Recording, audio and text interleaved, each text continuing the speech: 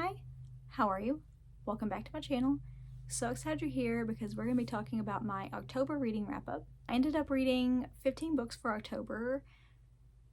Had some misses, some hits. You know, a few of them were flops, but I did actually have, I think it was five stars. I don't know, I had a few 5 stars, a bunch that I actually really enjoyed. Most of them were for Halloween-a-thon, but several of them weren't, so you haven't heard me talk about all of them yet. There are going to be timestamps down below, so if any of them you're like, okay, I've already heard this one talked about, she's already talked this one to death, you can just skip it. Not a big deal.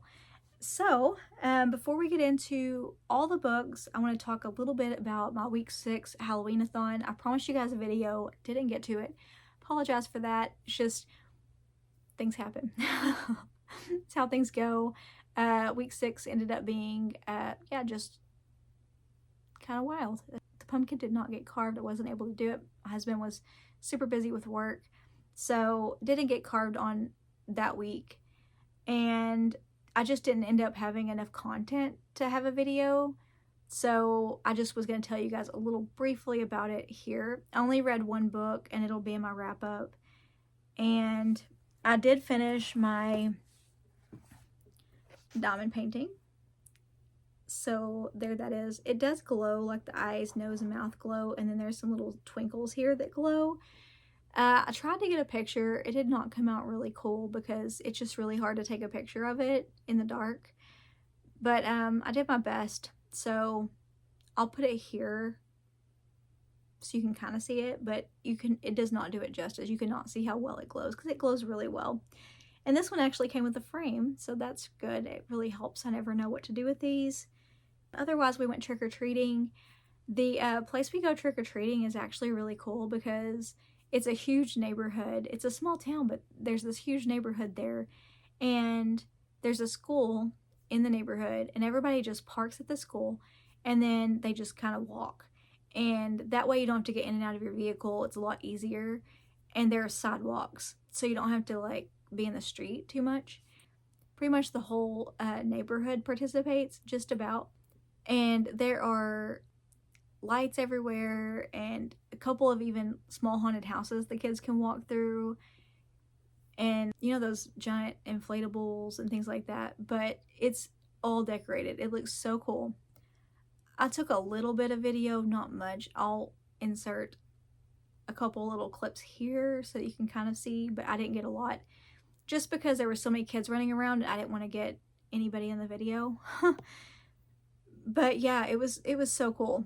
It was so fun. We walked for 2.5 hours and didn't even see a quarter of the neighborhood, if that tells you anything. It is so big. And the kids got a ton of candy. They always share with me. They always give me some. I never even asked them. I never harassed them for their candy, but they give me all that they don't like, and then they also, like, they'll usually give me some that they know I do like, which I just love candy. So, but here's some that they gave me. I'll show you guys. Yeah, it was a lot of fun. We walked a lot. After 2.5 hours, we were just hungry. We were ready for dinner, and they had so much candy. And yeah, it was just really fun. They wore me out, but yeah, it was a good time. And yeah, other than that, week 6, yeah, I just read one book and didn't do much else besides that, which is why I didn't do a video. For Halloween-a-thon itself, I ended up reading 16 books total. 4 of those were in September, so this 15 book stack for October, not all of them are for Halloween-a-thon, but most of them are. But like I said, you have timestamps if you need to skip around, if you don't want to hear about something, if you want to skip to the ones that you haven't heard about, whatever, you know, do what you gotta do.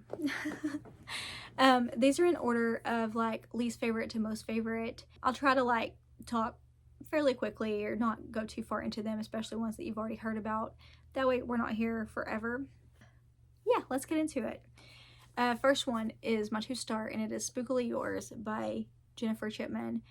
This is about Willow, and Willow is a witch. She lives in this town that is full of witches, and she adopts this cat, this black cat, and the cat ends up being a demon, literally. The cat who is a demon, needs her help getting switched back to demon form because he was cursed by a witch, and his name's Damien, by the way, which is very fitting. But anyway, she ends up falling for him.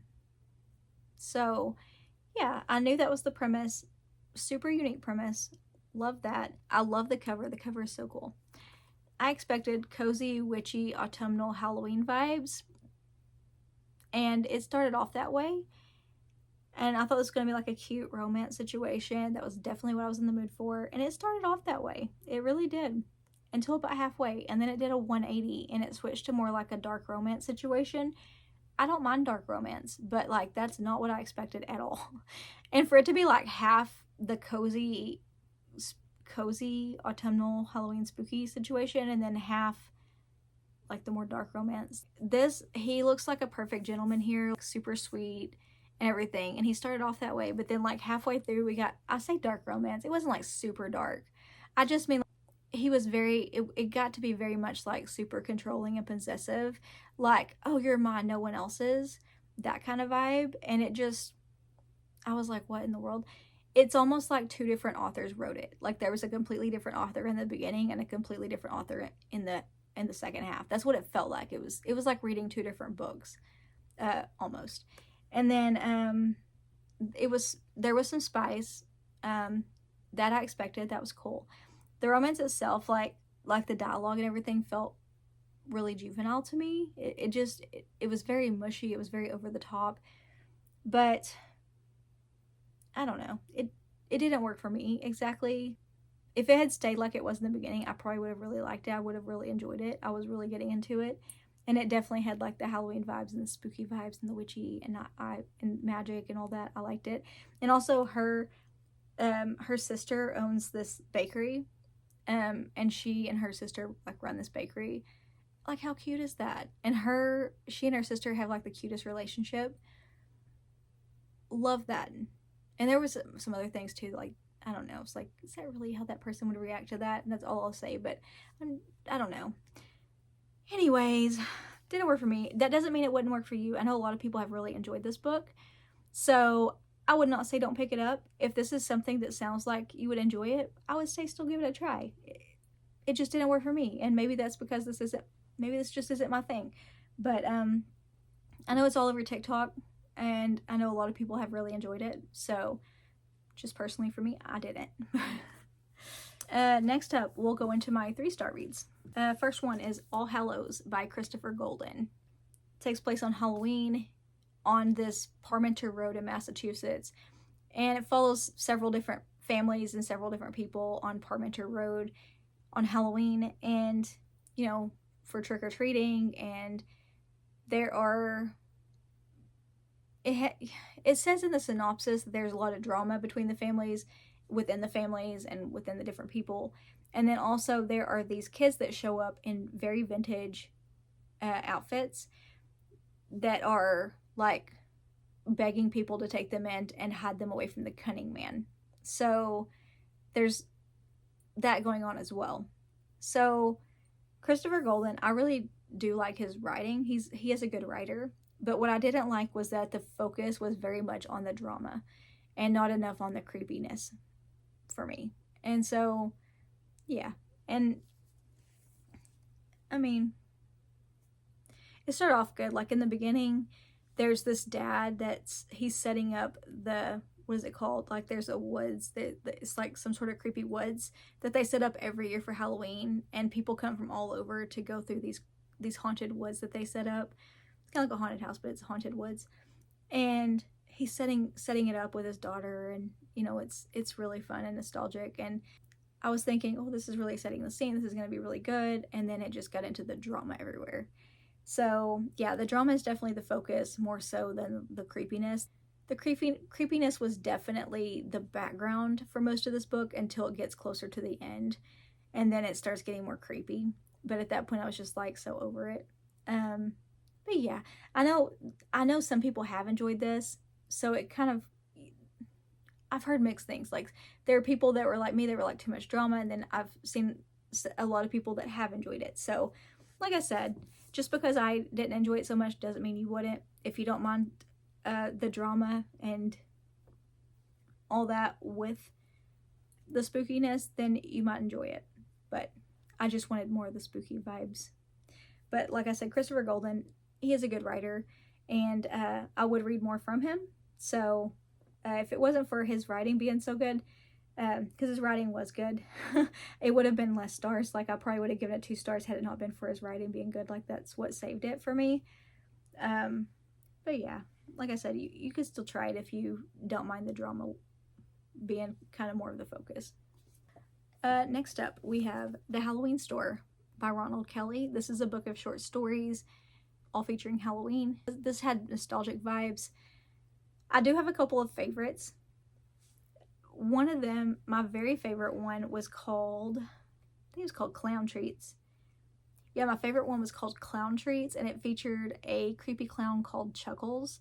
So all I can say about it, because it was really short, but that one was very creepy and original. I really liked it a lot. The other one, The Halloween Store, is like the very first story in this, and the one that obviously this book is named after.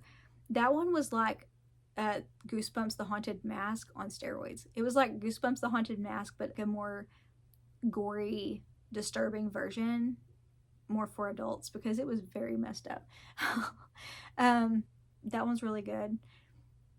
And then there was one, and like that this story was based, that the front cover was based after, that was really gory. Pretty Little Lanterns. That one was really gory and disturbing.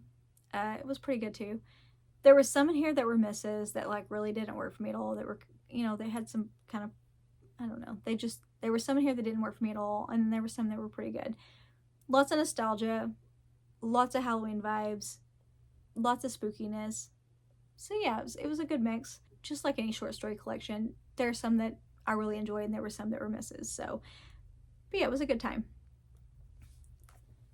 Next up, I read this on Kindle, and I read it for a TikTok book club I'm in, and it's called The Last Word by Taylor Adams. This one follows Emma. She lives in a very remote setting. She lives on the Washington coast, and she house sits. There are only 2 people that she really talks to. One is her neighbor Deke, and Deke she doesn't even talk to verbally. She only talks to him on a whiteboard through a telescope. Like, they play hangman, and they just write messages to each other on their whiteboards. Like, he has a whiteboard and she has a whiteboard. The other person she talks to is the lady that she house sits for, and she only talks to her really through text. Other than that, she doesn't talk to really anybody. Well, one day she reads this horror book, and it's really, really bad. Like, she hates it. And she puts this 1-star review out there. Well, the author kind of fires back at her and demands her to take the review down, and she refuses. And he fires back at her again, and again she refuses. Well, then some things start happening, some kind of creepy things around her house. And she starts to think, I wonder if this is the author who I 1-star reviewed. And of course, you know, things escalate and all that.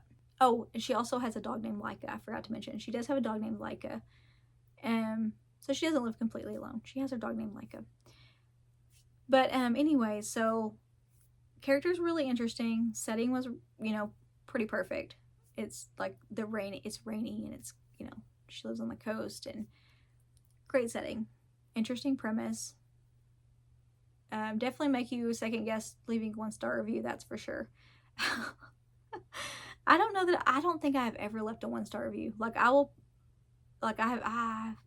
will usually DNF. A lot of times I'll DNF before I leave a 2-star, but I don't usually know it's going to be a 2-star until I get to the end. But anyways, I did enjoy it. Like, I was really into it. It kept me on my toes. The struggle for me was that there was so much going on, and I didn't even know this was possible, but there were almost too many twists, and I didn't even know that was a thing until I read this book. But it was very action-packed. So when it amped up, it really amped up to the point you almost couldn't catch a breath, if that makes sense. There was just so much going on. There were no slow moments, and there was no downtime. Something that I have a hard time with thrillers is that they very rarely surprise me. I can usually guess the twists, and I did guess a couple of them, but not all of them. So it did surprise me. That's a good thing. But there were so many twists. So many. I did not think they would ever end. It's like it would throw it at you, and I'm like, okay, that was surprising. I didn't expect that. And I'm thinking it's over. I'm thinking, okay, well, that was good. But then it's like, oh, but wait, there's more. And then it would throw another twist. I'm like, okay, now it's over, right? Like, now it has to be over. Oh, but wait, there's more. And it would throw something else. I didn't think it would ever end. It just kept going and going and going. So that's my only issue with it, is that it was almost too much. There was no moment to catch your breath. It was just all action. It was a lot. There was a lot going on. But yeah, it's like almost beating you over the head with the twist. So I didn't know that was possible, but I think there is such a thing as too many twists, because I was exhausted by the end of it. But yeah, if that's something you like, if you like a whole bunch of plot twists and you want to be very much surprised, I would still pick it up and you'd probably enjoy it. I did get into it. Yeah. Next I read were Pumpkin Man 1 and Pumpkin Man 2 by Penny Moonz. They were sent to me digitally by the author. And yeah, these were just really fun. These are both like comedy horror. They're not to be taken too seriously. They're just a really good time. So Pumpkin Man 1 is set in the 70s, and it's set in a town, I think it's called Birch Lane. But it's set in a town that is really into Halloween. Like, this town is known for Halloween. People come from all over to visit this town for Halloween. And they really go all out. The whole town decorates. It's a big deal. But yeah, Pumpkin Man obviously is a villain. Gotta read you this one thing on the synopsis because it's really good. These are by Penny Moonz. I don't know if I said that. It says, this is a silly little book for Halloween-y times. It's kitschy, fun, and weird humor. Of course, there's gore and violence. For me, it is a satire of our favorite Halloween slasher movies where the villain is a crazy, stalking, relentless weirdo killer, dangerous, a little silly, and strange, and just won't die. And that just about sums it up. It was just fun. It was campy, just fun, campy horror. Very atmospheric, very autumnal, definitely Halloween. This author does really well with dark humor. If you've read any of her books, I'm sure you know what I'm talking about. But even during the slashing parts, there were parts that made me laugh out loud. And I'm thinking in my head, like, what is wrong with me? But I'm sure that was intentional. Because it's supposed to be funny. Now, both of these had really fun side characters. Part 1 and Part 2 both had really fun side characters. Part 1, it was the mayor. I won't even say why. I cannot even say why. You would just have to read it. But it was hilarious. The mayor was hilarious. Part 2, it was the nuns. The nuns are the ones that made me laugh. Yeah, Part 1 definitely gave me like Goosebumps vibes, but for adults. Like a more gory, gruesome version of Goosebumps. Part 2 I enjoyed a little bit more even than for Part 1. Part 2 is how Pumpkin Man came to be. It's more history on the town, more history on a little bit of the characters. And to me, it was more gory, it was more creepy. It was also more tense than Part 1. And it was a little bit more serious as well. I won't say it didn't have, it still had a lot of the comedy, it still had a lot of the dark humor, but it did have a little bit more tense moments. Part 2, the ending went absolutely off the rails in a way that I've only seen Penny Moonz do. And if you've ever read her books, you probably know what I'm talking about. But yeah, the ending was absolutely bonkers. But yeah, both of these were just really fun. I had a freaking blast reading them. Nice, gory, gross, wildly imaginative. Just, if you like comedic, campy horror, I think you would have a really great time with either one of these or both of these. And now we will get into my 4-star reads. First one is Razorblade and the Fun Size Candy. And this one is edited by Paul Lobachewski. Probably butchering that name. That is the best I can do. And this is by various authors. To name a few, I know there is Jeff Strand, Bridget Nelson, Damian Casey, and Kyra R. Torres. Just a few of them. But yeah, there are a lot of authors in here. So I had an excellent time with this. This is all comedy horror. I will say, you would think Razorblade and the Fun Size Candy, this would be more like Halloween, but these were not, none of these were Halloween stories. You could read this anytime. All in all, this was just great. This was just fun. Some of them, some of them were just okay for me. Like, I think none of them were badly written, I will say that. But some of them, like, I didn't have the best time with. But that was just personal preference for me, not because they were badly written. Some of them were disgusting. I'm laughing because I'm remembering it. But some of them were just gross. Like, I did have some favorites. I really enjoyed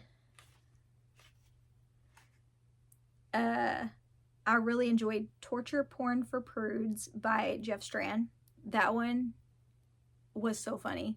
I laughed hysterically. Like, I laughed so much that one of my kids came to check on me because I was laughing so hard. Is That Voodoo Doll Anatomically Correct by Robert Essig. You can only imagine. Like, that title sums it up perfectly. No Pets Allowed. That one is a werewolf story, and it's by Paul Lobachewski. There's one called The Assassination of Mr. Baltusberger by John Baltusberger. That one was really fun because it had, like, all the authors were characters in that story, and I thought it was really clever.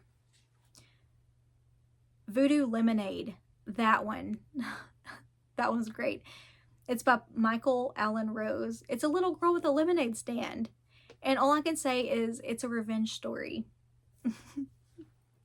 I loved it. I would highly recommend this. I can't believe more people haven't talked about this one. It didn't seem like it had a lot of reviews on Goodreads, so I don't know if just a lot of people just don't know about this one or what. But yeah, I would definitely recommend this. If you like comedy horror, definitely get it because it was just a lot of fun. I had a great time with it. Next up, we have The Hocus Pocus Magic Shop by Abigail Drake. This I read for a book club at a local bookshop, and then I didn't make it to book club because I didn't have any energy that week. It happens. But this one follows Grace. Grace is a chemist. She has an internship at the local, she has an internship at this prestigious college, and then she ends up having to take leave. And that's all I'll say about that part of it. But she is at her aunt's magic shop helping out, and she finds this spell book. And she's just playing around and ends up making some love potions. The love potions end up on the shelf, and they work. And then she's dealing with some repercussions from that. Also, she's trying to finish her dissertation. She's dealing with this thing with her job. She's dealing with her very quirky, eccentric aunt. There's a love interest, Dario Fontana, which is a great name, by the way. Dario, I like him because he's not the typical love interest. You'd have to read it to find out why, but he's just not your typical. He was a surprise in a really good way. I really liked him because he was more believable. You know, he's not the typical, you know, like I read stories with romance in them all the time where I'm like, that wouldn't happen. There's no way. That dude does not exist in real life. But he's somebody that I can see existing in real life, which is why I ended up liking him a lot. Both of the characters had their flaws. They had their issues, and that's what makes it more believable. I like it to be a little bit messy. There's more to it than that, obviously. There's a mystery element to this, and it was just really fun. It was witchy. There was magic, little cozy mystery vibe to it, and had that Halloween autumnal, just cozy. I really enjoyed it. I had a lot of fun with it. If you love a good cozy mystery with a touch of magic, you might really enjoy this one. Next up, we have Mischief Night Massacre by Jason Parent. This was sent to me by the author, and it's a book of short stories all centered around Halloween. Now, I loved this. I thought it was very well curated. All the stories flowed. they had a really nice flow. Like they just, you know what I mean? Like it just went really well. It went very smoothly. It wasn't choppy. I don't know how, that's the best way I could put it. But yeah, you could read it, like it was just seamless reading it. Even though they were short stories, it was just very well put together. They were all very unique. They were all imaginative. They were very creepy. And they had some of my favorite tropes. There was haunted house, there were vampires, there were monsters, there was revenge, a little bit of karma. I couldn't even pick a favorite because they were all really good. There was only one story in here that, like, I really didn't like the ending, but even it was a really good story. I even enjoyed it. It was just the ending that I was like, meh. But even still, I liked it. Jason, this is my first book by him, but I really loved his writing style. It was very descriptive to the point it really put me into the story.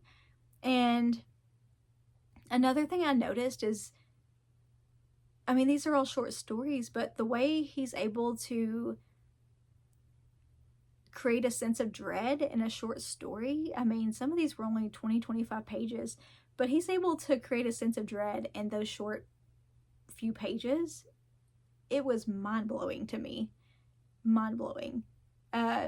The character development was really good, and it was just really well written. They all of these stories were really good, and I really enjoyed them.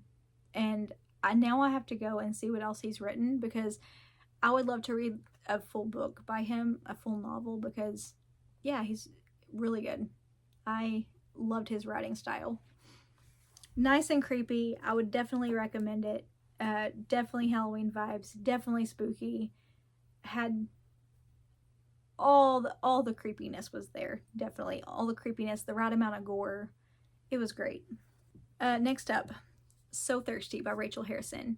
This one follows Sloane. Sloane is turning 36, and her husband plans a weekend getaway for her and her best friend Naomi. Sloane is dealing with she's dealing with she's getting older, which I'm 38, and I love that she's 36. I love that she's in her mid-30s. Like, she was relatable to me. I like that. But she is also dealing with her husband's infidelity, because he's been unfaithful at least a couple times. And so she's dealing with that. She and her friend Naomi are pretty much complete opposites. Sloane is very cautious. She plans everything out. She has this serious job, and she's makes very calculated moves, and she's just, she's very cautious. She has a very structured life, you know what I mean? And Naomi is the opposite. Naomi is very free-spirited. She's dating a pop star. She travels everywhere.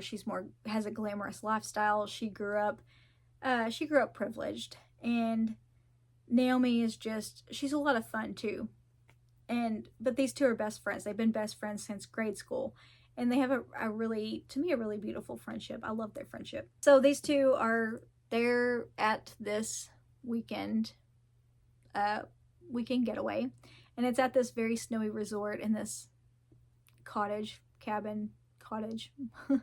at this cottage at this resort. It's very snowy. It's very cold. And Naomi, being the wild one that she is, meets this handsome, mysterious stranger, and he invites the ladies to spend the evening with he and his friends, who are also these mysterious strangers. And Naomi is like, hey, we should, he's invited us, we should go. And of course Sloane is very reluctant, and she's like, this is not a good idea, we don't know these people. And Naomi, she says, no, come on, I want you to let your hair down, it's your birthday, I want you to live a little, come on. And so Sloane is very reluctant, but she goes, and they both go, and things go awry, and their lives are changed literally forever. It has some pretty big consequences, some eternal consequences. So the book is about, the girls, they're having to come to terms with their new lives now. What does this mean for them? They're coming to terms with this huge thing. And of course, their friendship is tested as well, but they are having to navigate all of this. Yeah, it was really good. I had the best time. I love Rachel Harrison's writing style. It's so playful and fun, and this was great. I loved the. I don't want to say too much because I don't want to ruin it for anybody, but I absolutely loved the contrast between their personalities, like how opposite they were. I loved Sloane's transformation in this, like how she changed throughout all of this. I love how she, I just loved it. It was really fun. I loved the quirky, eccentric friend group that they have come across. There was found family in this as well, and that female friendship that I love. This kind of starting over aspect of it as well. Just, I loved it. I had a good time. The only thing, the ending, I went a little bit more from the ending. I could definitely go for a part 2 of this. I wanted it to go on. I needed more. I wanted this to go on a little bit longer. I wanted more. But that says a lot. I just was really into the characters. I couldn't get enough of the characters. I loved them. There was a little bit of romance in this, but it didn't, it definitely wasn't at the center. It definitely wasn't overshadowing. The focus was definitely on Sloane and Naomi's friendship and them navigating their new life, basically. So, but I loved it. I had so much fun. I love everything Rachel Harrison. I've read all but like one of her books, and I've loved all of them. We're in 5-star territory now. I read Rabbit Heart by Kristine S. Ervin. This is a true crime / it's like a memoir. So yeah, this book it wrecked me, man. this like, yeah, it absolutely destroyed me. Her mom was Kathy Sue Engel. She, in the 80s, was kidnapped from an Oklahoma mall parking lot and was found brutally murdered. And this, of course, was written by her daughter. Her daughter was like, I want to say she was 6 or 8. She was around that age. She was really young. And this starts off when she was first found out, like her brother was older than her, a few years older. So he was old enough to better understand. So it starts off like her dad and her brother come into her room to tell her that her mom has been kidnapped. And they knew that she'd been kidnapped because there were witnesses. So they like tell her that her mom's been kidnapped, and then later like they had to tell her that her mom's body had been found, and like she's so young.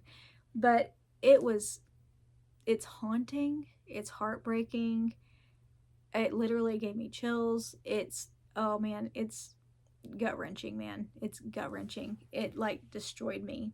It's from the perspective of the daughter and how she felt as a little kid, like as a little girl. I just can't even imagine it. And I can't imagine like navigating that. And also her like overhearing other people talk about it. And it, man. But this is like her, not only she's talking about like what happened to her mom, but then also like her finding herself throughout all of this. Like having that looming over her for all those years. But you feel it because first, the waiting, because they didn't know her mom was alive at first. They knew she'd been kidnapped. They didn't know if she was alive. The waiting for that, trying to find her. So the wait, you feel it. And then also, they found the body. And then waiting years, there were years drawn out where they were waiting for an answer to who, what happened, who did it, all that stuff. You can feel that weight because this goes into her life without her mother. Learning things the hard way, girl stuff. She just had her dad and her brother, but girl stuff and learning how to be treated by boys and not knowing, and just like all these things she had to learn the hard way. But then also the things she had to overhear, the things that the whole waiting game of not knowing, and all these like near misses. Oh, we think we have this person. We think we might have a match, or we think, and all this like waiting. You feel it so strongly through this whole thing. And it was painful. It was so painful. And I can't even imagine like going through something like that. But yeah, it was beautifully written. And there was a lot more to it than that. you know, not having a female influence to like help her navigate some of the things that normally a mother would help her navigate, and her dad not knowing how to handle it. And then yeah, all that, and then also like trying to find herself, and then also like the whole, like the fact that she had to hear about people almost victim blaming her mom, like, well, why was she out at night by herself? She, you know, it's kind of her fault for being there by herself. She shouldn't have been in the parking lot by herself. Are you kidding me with that shit? Like, infuriating. And the fact that men don't have to worry about, you know, like the things that women have to worry about that men don't, like as far as like having to worry, you know, worry about being attacked in a mall parking lot like that. But hearing the victim blaming that she had to hear, and all that, I don't know, it was just there were parts of it that were infuriating, and like the things that she had to hear, and you just have to read it. But really powerful. There was a whole lot more to it that I can't even tell you. You would just have to read it. But it was very powerful and heartbreaking. And yeah, this was one, like, I'm sitting on the couch, and like this is one I should have read like when I was home alone, and normally I would have, had I known the impact it would have on me. But like I'm reading it and like ugly crying, which is so, I've told you guys it's so rare. I can count on one hand the books that have had this effect on me, but I was like ugly crying. And my husband is like, why are you reading, like, why are you doing this to yourself? Like, why are you reading that? If it has, like, why are you doing this to yourself? And I'm like, it's fine, I'm fine. And like it was just, yeah, it had a huge impact. It was very, very well written. Next up, another true crime, and that was American Predator by Maureen Callahan.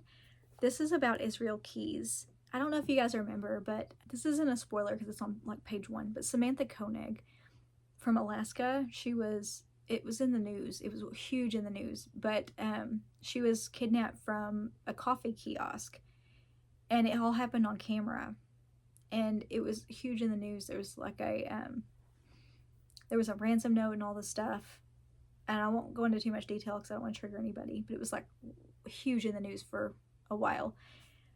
Israel Keys was responsible, and this goes into all that, and it goes into there was more. He was responsible for more.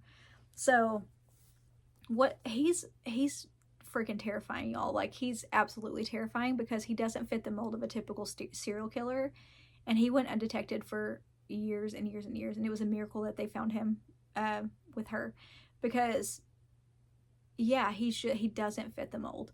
And he had victims from all over the United States, and he would hide kill kits.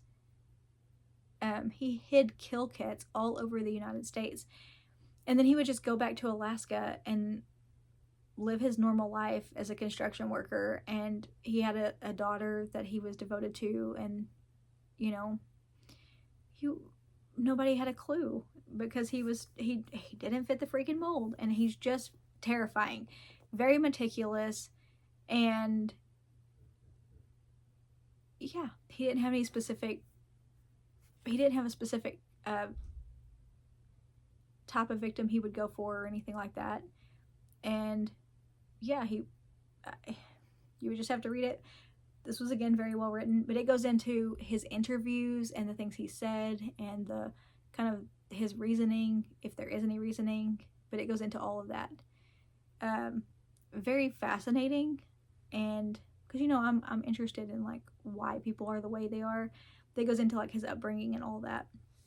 But yeah, he's effing terrifying. And is it just me? Like, there's nothing more terrifying than real life predator. There's nothing more terrifying than like real life and things that could really happen. And this is nightmare fuel. Next up, I read On Writing by Stephen King. I enjoyed this one. This was what I read the last week in October. I read this week 6. This is the one book I read that week. And yeah, this was very insightful. The first part of it is more going into his childhood and his life and some of the jobs he's had, and, you know, some of the things he was writing and whenever he was younger, whenever he was a kid and stuff. But it doesn't get into the more do's and don'ts and all that stuff until the second part of it. This was really interesting and really insightful. It has a lot of really good tips in it and things that I wouldn't have thought of.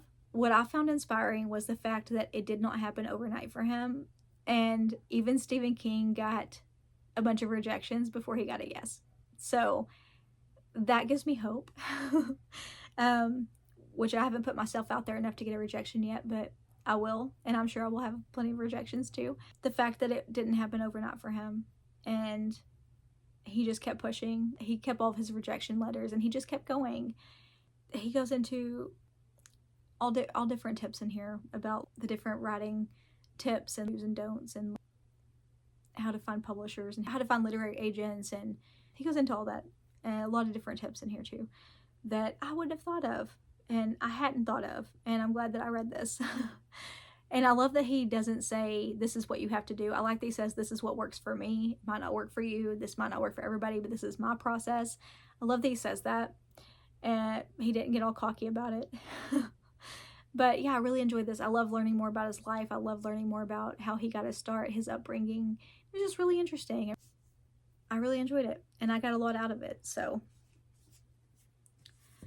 next up, my favorites of the month. We have Interview with the Devil.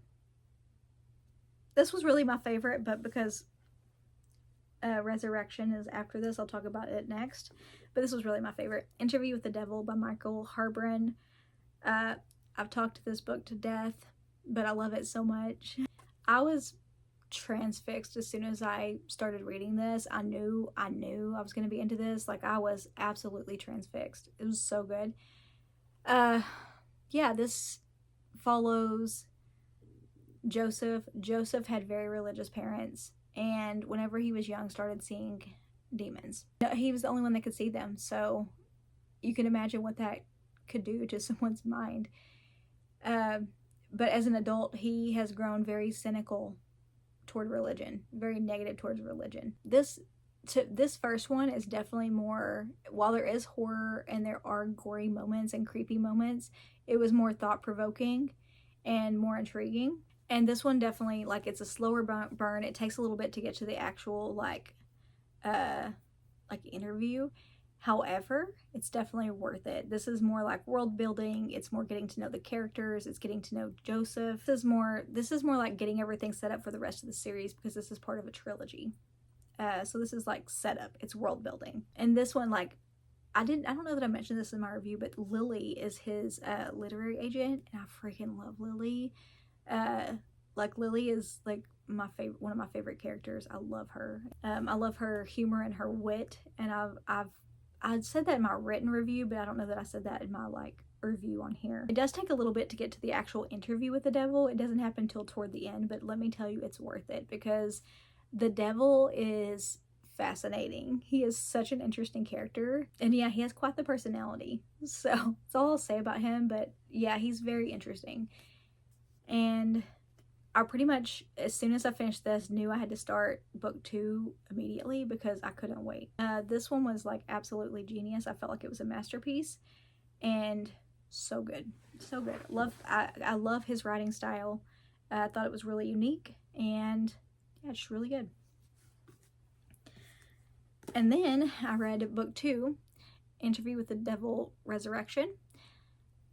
Yeah, this gets into, okay, so that one, part 1 was more like world building, character development, whereas this one, he could like just run with the plot, and he did. He just ran with it. So this one gets more into like the stuff. This one I felt like was a lot more, it was a lot darker, it was a lot more gory. It definitely took it a lot farther as far as the darker themes go. And we see a lot more of the devil, and we see a completely different side of the devil in this one, and a completely different side of hell in this one. Time was a big theme in this one. Time has changed some of the characters, because some time has passed. So yeah, it's changed some of the characters, and especially Joseph.